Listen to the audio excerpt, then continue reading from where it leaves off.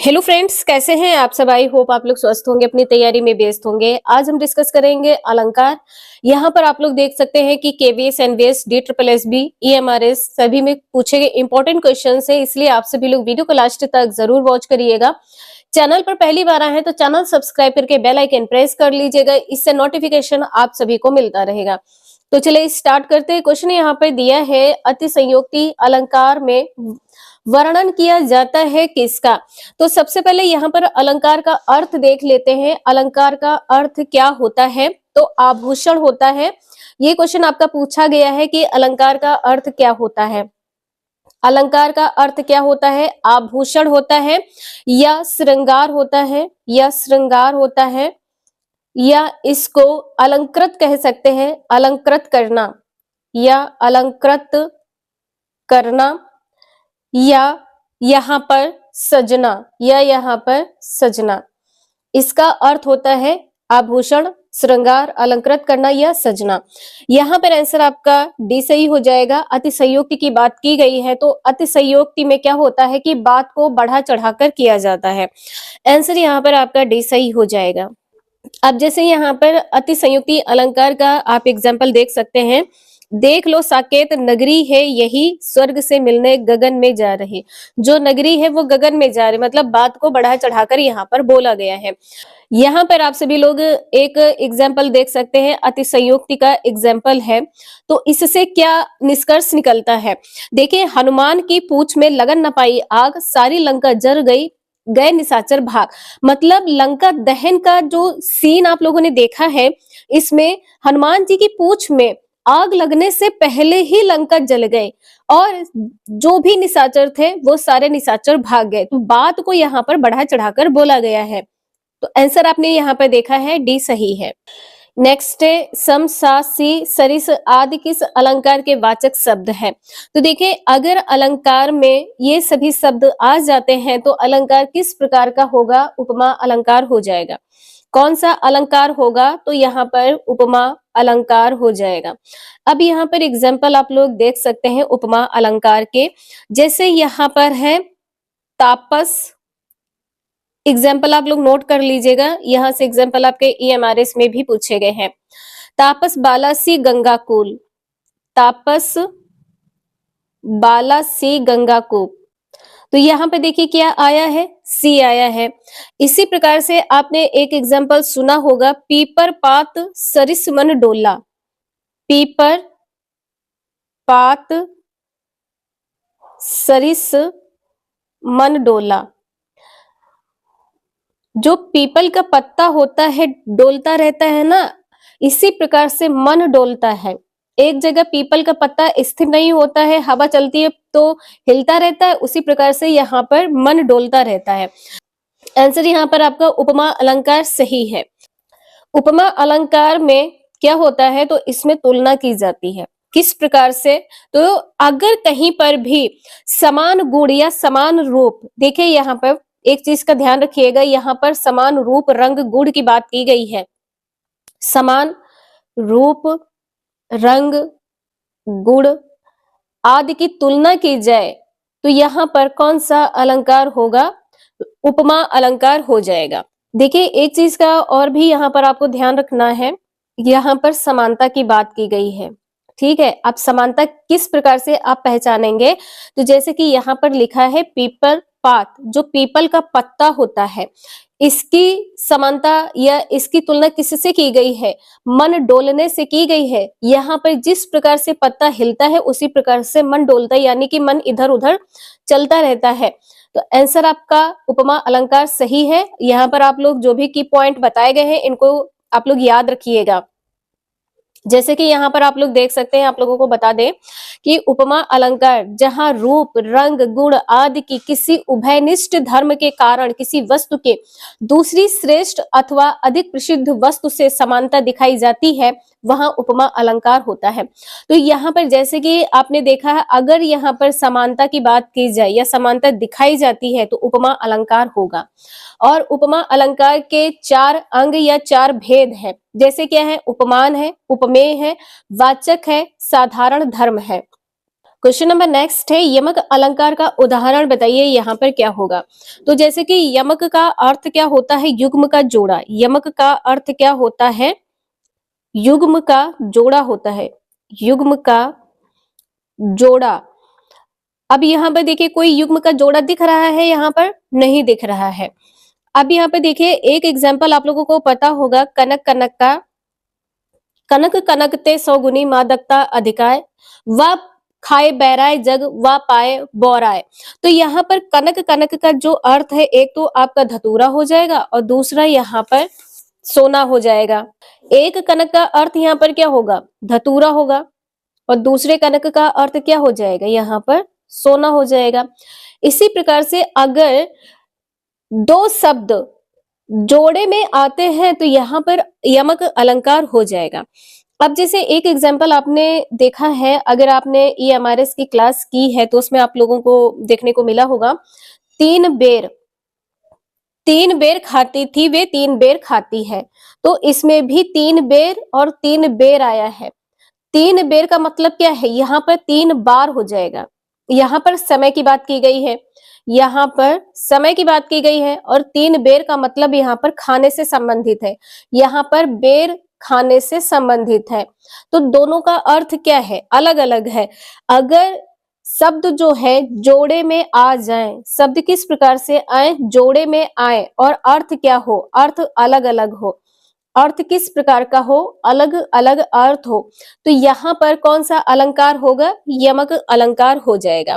एक एग्जाम्पल आपका पूछा गया था उर्वशी से, तो उर्वशी में किस प्रकार का अलंकार है, तो यमक अलंकार है। उर्वशी जो शब्द 2 बार रिपीट हुआ है, तो इसमें भी यमक अलंकार है, और ये क्वेश्चन आपका NVS PGT TGT में पूछा गया है।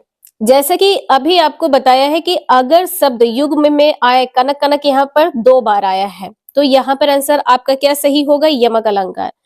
कौन सा अलंकार है, तो यमक अलंकार यहाँ पर हो जाएगा। और अगर सासी से लिखा है तो यहाँ पर कौन सा अलंकार होगा, सासी से लिखा है तो यहाँ पर उपमा अलंकार होगा। कौन सा अलंकार है, तो उपमा अलंकार हो जाएगा। आंसर आपने यहाँ पर देखा है, डी सही है। एक एक एग्जाम्पल आपको कंप्लीट करवाएंगे, इसलिए आप सभी लोग कंटिन्यूटी जरूर बना के रखिएगा। क्वेश्चन नंबर नेक्स्ट है, रहीमन पानी राखिए बिन पानी सब सून में अलंकार कौन सा है। इसके आगे यहाँ पर लिख दे रहे, अगर आपके एग्जाम में ये पूछ लिया जाए, पानी गए ना उबरे, पानी गए ना उबरे मानुष मोती चून, मोती मानुष चुन, तो यहाँ पर कौन सा अलंकार होगा, श्लेष अलंकार हो जाएगा। ठीक है, यहाँ पर अलंकार किस प्रकार का होगा, तो श्लेष अलंकार हो जाएगा। सी आंसर आपका सही है। देखिए अगर आपके एग्जाम में पानी गए ना उबरे मोती मानुष चून यहाँ पर अगर आ जाता है तो इसमें भी आपका श्लेष अलंकार है, क्योंकि ये पूरा आपका एक दोहा दिया गया है, पूरा एक ये कंप्लीट दोहा है। ये सिर्फ आपको एक लाइन दी गई है कि यहाँ पर आपको बताना है कौन सा अलंकार होगा। देखिए यहाँ पर मोती का अर्थ क्या हो जाएगा, यहाँ पर चमक हो जाएगी, यहाँ पर चमक हो जाएगी। मानुष का अर्थ यहाँ पर क्या हो जाएगा, सम्मान हो जाएगा। मानुष का अर्थ यहाँ पर सम्मान हो जाएगा। और चुन का अर्थ यहाँ पर क्या हो जाएगा, आटा हो जाएगा, यहाँ पर आटा हो जाएगा। यहाँ पर देखिए जो पानी शब्द आया है वो एक से अधिक बार आया है, और यहाँ पर अलग अलग अर्थ है। अगर कोई शब्द एक से अधिक बार आता है और उसका अर्थ अलग अलग होता है तो यहाँ पर अलंकार किस प्रकार का होगा, श्लेष अलंकार हो जाएगा। अब यहाँ पे देखिए पानी का जो ये 3 बार पानी शब्द आया है, 3 बार पानी शब्द आया है, किसके लिए आया है, मोती के लिए है, मानुष के लिए है और चुन के लिए है। तो यहाँ पर अगर पानी मोती के लिए कहा जाए तो यहाँ पर चमक हो जाएगा, और पानी का अर्थ यहाँ पर मानुष के लिए कहा जाए तो यहाँ पर सम्मान की बात हो जाएगी। पानी का अर्थ यहाँ पर चुन के लिए कहा जाए तो यहाँ पर आटा के लिए हो जाएगा। तो अलंकार यहाँ पर आपका श्लेष अलंकार हो जाएगा। अब यहाँ पे देखिए एक ही अर्थ में अनेक अर्थ चिपके हुए हो तो अलंकार क्या होगा, श्लेष अलंकार होगा। जैसे कि अभी आपने पानी के लिए देखा है, पानी के लिए 3 अर्थ थे, किसके लिए, तो यहाँ पर है मोती के लिए, मानुष के लिए और चून के लिए। क्वेश्चन नंबर नेक्स्ट है, कौन सा छंद अर्ध सममात्रिक नहीं है। तो यहाँ पर चौपाई नहीं है, चौपाई में यहाँ पर क्या हो जाएगा, चौपाई सममात्रिक छंद है। चौपाई किस प्रकार की है, तो सममात्रिक छंद है, सममात्रिक छंद है, सममात्रिक छंद है। और यहाँ पर जो दोहा है, सोरठा है और बरवई, ये सभी अर्ध सममात्रिक छंद है, अर्ध सममात्रिक छंद है। और यहाँ पर जब चौपाई आया है तो यहाँ पर आप लोग देख लीजिए चौपाई में कितने चरण होते हैं। तो चौपाई में 4 चरण होते हैं। कितने चरण, 4 चरण होते हैं। प्रत्येक चरण में मात्राएं कितनी होती हैं, 16-16 मात्राएं होती हैं। प्रत्येक चरण में कितनी कितनी मात्राएं होती हैं, 16-16। ये भी आप लोग ध्यान रखिएगा, प्रत्येक चरण में मात्राएं कितनी होती हैं, 16-16 मात्राएं होती हैं। और एक चीज का आप लोग यहाँ पे ध्यान रखिएगा, चौपाई में तगड़ और जगड़, तगड़ जगड़ तगड़ नहीं होना चाहिए, जगड़ और तगड़ नहीं होना चाहिए। ये इंपॉर्टेंट है, ये आपके एग्जाम में पूछा जा सकता है। और अगर आपसे विषम मात्रिक छंद पूछ लिया जाए, विषम मात्रिक छंद, विषम मात्रिक छंद में क्या हो जाएगा, तो यहाँ पर हो जाएगा आपका कुंडलिया। कुंडलिया में जैसे कि आपको पता है दोहा प्लस रोला होता है, तो यहाँ पर दोहा होगा, दोहा रोला हो जाएगा, दोहा है, रोला है, और यहाँ पर उल्लाला है, यहाँ पर क्या हो जाएगा, उल्लाला। अगर आपसे ये पूछा जाए कि दोहा प्लस रोला मिलकर क्या बनता है, तो कुंडलिया बनता है, और रोला प्लस उल्लाला मिलकर क्या बनता है, तो छपय बनता है। एक बार आप लोग फिर से यहाँ पर देख लीजिए, ये क्वेश्चन आपके एग्जाम में बहुत पूछा जाता है, विषम मात्रिक छंद, विषम मात्रिक छंद में क्या हो जाएगा, यहाँ पर रोला हो जाएगा, रोला है, दोहा है, रोला है, और यहाँ पर दोहा हो जाएगा, और यहाँ पर क्या हो जाएगा, उल्लाला हो जाएगा। रोला प्लस दोहा मिलकर क्या बनता है, तो कुंडलिया बनता है। इसके बाद में अगर आपसे पूछा जाए कि छपै किससे बनता है, तो छपै यहाँ पर रोला प्लस उल्लाला हो जाएगा, उल्लाला, दोनों मिलकर क्या बनाते हैं, तो छपै, क्या बनाते हैं, छपै बनाते हैं। इंपॉर्टेंट है, आपके एग्जाम में कई बार पूछा जा चुका है। अब यहाँ पे देखिए दोहा में कितने चरण होते हैं, दोहा में भी 4 चरण होते हैं। दोहा में कितने चरण होते हैं, 4 चरण होते हैं। यहाँ पर पहले और तीसरे चरण में कितनी कितनी मात्राएं होती हैं, 13-13 मात्राएं होती हैं। पहले और तीसरे चरण में 13-13 मात्राएं होती हैं। दूसरे और चौथे चरण में कितनी कितनी मात्राएं होती हैं, 11-11 मात्राएं होती हैं। कितनी मात्राएं होती हैं, 11-11 मात्राएं होती हैं। इसी प्रकार से जो रोला है, रोला में कितने चरण होते हैं, 4 चरण होते हैं। रोला में 4 चरण होते हैं। प्रत्येक चरण में कितनी मात्राएं होती हैं, तो 24 मात्राएं होती। प्रत्येक चरण में मात्राएं कितनी होती हैं, तो 24 मात्राएं होती हैं। और अगर आपसे कुंडलिया में पूछ लिया जाए, कुंडलिया में कितने चरण होते हैं, तो कुंडलिया में 6 चरण होते। कुंडलिया में 6 चरण होते हैं, और प्रत्येक चरण में मात्राएं कितनी होती हैं, प्रत्येक चरण में 24-24 मात्राएं होती हैं। प्रत्येक चरण में कितनी मात्राएं होती हैं, तो 24-24 मात्राएं होती हैं। क्वेश्चन नंबर नेक्स्ट है, सही छंद का चयन कीजिए। रहीमन पानी राखिए, बिन पानी सब सून, पानी गए ना उबरे, मोती मानस चून। यहाँ पर ये क्या हो जाएगा, आपको बताया था कि यह दोहा है और इसमें अलंकार कौन सा है, तो यहाँ पर श्लेष अलंकार है। अलंकार कौन सा है, तो यहाँ पर श्लेष अलंकार हो जाएगा। पहला आंसर यहाँ पर सही है। दोहा में जैसे कि आपको बताया है अर्ध सममात्रिक छंद है। दोहा क्या है, अर्ध सममात्रिक छंद है, अर्ध सममात्रिक छंद है, अर्ध सममात्रिक छंद है। और इसमें चरण कितने होते हैं, अभी आपने देखा इसमें 4 चरण होते हैं। पहले और तीसरे चरण में कितनी मात्राएं होती हैं, 13-13 मात्राएं होती। पहले और तीसरे चरण में 13-13 मात्राएं होती हैं। दूसरे और चौथे चरण में यहाँ पर 11-11 मात्राएं होती हैं, 11-11 मात्राएं होती हैं। तो इनको आप लोग जरूर नोट कर लीजिएगा, आपके एग्जाम के लिए इंपॉर्टेंट है, और केवीएस, एनवीएस, DSSB, MERS में सभी में पूछे जाने वाले इंपॉर्टेंट क्वेश्चन है। अब यहाँ पर देखिए, वात्सल्य रस की सर्वप्रथम चर्चा किसने की है, तो ये की है विश्वनाथ ने। डी आंसर यहाँ पर आपका सही हो जाएगा।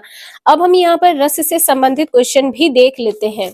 अगर आपसे पूछा जाए कि रस के भेद कितने होते हैं, तो रस के 4 भेद होते हैं। कौन कौन से हैं, तो पहला है विभाव, पहला है विभाव, दूसरा है अनुभव, दूसरा है अनुभव, तीसरा हो जाएगा संचारी भाव, तीसरा है संचारी भाव, संचारी भाव, और चौथा यहाँ पर स्थायी भाव है, चौथा यहाँ पर स्थायी भाव है। रस के 4 भाव होते हैं, रस के कितने भाव होते हैं? 4 भाव होते हैं, यहाँ पर आप लोग देख पा रहे हैं, चारों आप लोग नोट कर लीजिएगा, एग्जाम के लिए इंपॉर्टेंट है। क्या आपको पता है कि रस का शाब्दिक अर्थ क्या होता है? तो रस का जो शाब्दिक अर्थ होता है यह आनंद होता है, शाब्दिक अर्थ क्या होता है? आनंद होता है। और इसकी अगर उत्पत्ति आपसे पूछा जाए कहाँ से हुई है, तो संस्कृत के रस शब्द से हुई है। कहाँ से हुई है? संस्कृत के रस शब्द से हुई है, संस्कृत के रस शब्द से हुई है। और रस शब्द कौन सा है अगर ये पूछा जाए तो क्या होगा? रस्यते असो इत रसा, यहाँ पर आप लोग नोट कर लीजिएगा, रस्यते, रस्यते असो इति, असो इति रसा से हुई है। ये आपके एग्जाम के लिए इंपॉर्टेंट है। क्वेश्चन नंबर नेक्स्ट है, अब सो नसानी अब न नसेहो में कौन सा रस है ये बताना है। तो आंसर यहाँ पर आपका क्या सही होगा, कौन सा यहाँ पर रस है? तो पहला आंसर सही हो जाएगा शांत रस है। अब यहाँ पर भी देख लीजिए शांत रस होता क्या है। अगर आपसे शांत रस का स्थायी भाव पूछा जाए तो क्या होगा? स्थायी भाव क्या हो जाएगा? सम होगा या निवेद हो जाएगा, सम होगा या यहाँ पर निवेद हो जाएगा। और अगर आपसे करुण रस का स्थायी भाव पूछा जाए तो करुण रस का स्थायी भाव यहाँ पर शोक हो जाएगा। इसके बाद में भक्ति रस का आपसे पूछा जाए तो भक्ति रस का यहाँ पर क्या हो जाएगा? भक्ति रस का स्थायी भाव यहाँ पर क्या हो जाएगा? अनुराग, अनुराग रति हो जाएगा, अनुराग रति, या यहाँ पर देवरति हो जाएगा, या यहाँ पर देवरति हो जाएगा। इसके बाद में अद्भुत रस का स्थायी भाव क्या होगा? विस्मय हो जाएगा, यहाँ पर क्या हो जाएगा? विस्मय हो जाएगा, या यहाँ पर आश्चर्य हो जाएगा, या यहाँ पर क्या हो जाएगा? आश्चर्य हो जाएगा। अब यहाँ पर आप लोग शांत रस के बारे में देख लीजिए, एक एग्जाम्पल आप लोग नोट कर लीजिए, आपके एग्जाम में आपको इससे बहुत ज्यादा हेल्प मिल जाएगी। तो एक क्वेश्चन है यहाँ पर, गुरु गोविंद तो एक है दूजा यह आकार, गुरु गोविंद, गुरु गोविंद तो एक है दूजा यह आकार, दूजा यह आकार।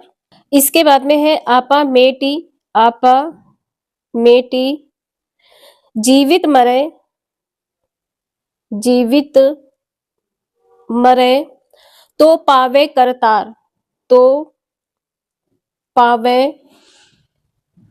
करतार। अगर आपसे पूछा जाए कि इसमें कौन सा रस है तो यहाँ पर शांत रस होगा, ठीक है, यहाँ पर कौन सा रस है? तो शांत रस होगा। क्वेश्चन नंबर नेक्स्ट है, विस्मय कौन सा भाव है? तो विस्मय यहाँ पर स्थायी भाव हो जाएगा, यहाँ पर आंसर आपका बी सही है। और यहाँ पर आप सभी लोग देख सकते हैं कि रस और स्थायी भाव, अभी आपने श्रृंगार रस का देखा, श्रृंगार रस का स्थायी भाव रति है, हास्य का हास्य, करुण का यहाँ पर शोक है, वीर का यहाँ पर उत्साह है, रौद्र का यहाँ पर क्रोध है, इसके बाद में भयानक का यहाँ पर भय है, विभत्स का यहाँ पर जुगुप्सा है, और शांत का यहाँ पर निर्वेद वैरागी या सम है, अद्भुत का यहाँ पर विस्मय है। तो ये कुछ इंपॉर्टेंट क्वेश्चंस थे जो आपके एग्जाम में पूछे गए हैं। और यहाँ पर आप सभी ने देखा है केवीएस, एनवीएस, DSSB, EMRS में क्वेश्चंस पूछे गए हैं। ये क्वेश्चन आपके CBSE के द्वारा पूछे गए हैं, इसलिए आप सभी लोग इनका प्रैक्टिस जरूर कर लीजिएगा, एग्जाम के लिए वेरी वेरी मोस्ट इंपॉर्टेंट है। आज के लिए इतना ही, मिलते हैं नेक्स्ट क्लास में। वीडियो यूजफुल लगे तो लाइक एंड सब्सक्राइब जरूर करें। Thank you for watching this video.